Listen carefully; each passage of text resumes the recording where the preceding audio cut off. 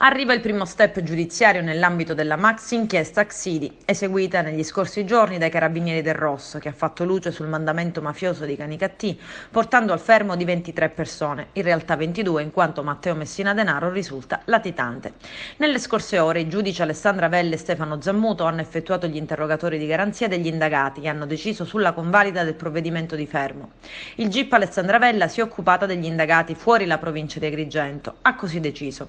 Fermo convalidato in misura cautelare in carcere per Giancarlo Bugea, 50 anni. Inequivocabile la sua partecipazione a Cosa Nostra con ruolo apicale, oltre che la sua ambizione di assurgere a successore dell'attuale ormai anziano capomandamento Calogero Di Caro. Così il GIP Alessandra Vella ha motivato la convalida del fermo e la custodia in carcere per il cinquantenne imprenditore mafioso che, tornato libero dopo una condanna a 8 anni, si sarebbe rimesso al lavoro insieme alla compagna, l'avvocato Angela Porcello, che con la sua eccezionalità operativa avrebbe messo il proprio studio legale a disposizione della Cosca, trasformandolo in un vero e proprio quartiere generale dove si sono tenuti numerosi summit.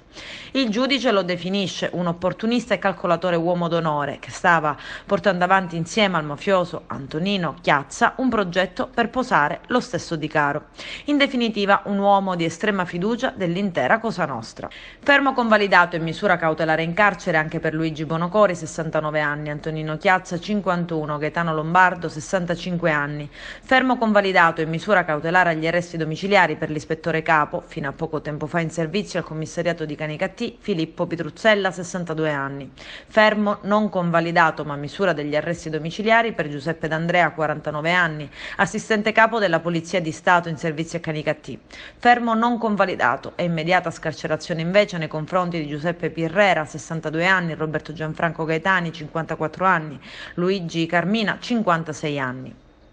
Il GIP Stefano Zammuto, che invece ha seguito le vicende degli indagati dell'Agrigentino, ha così deciso.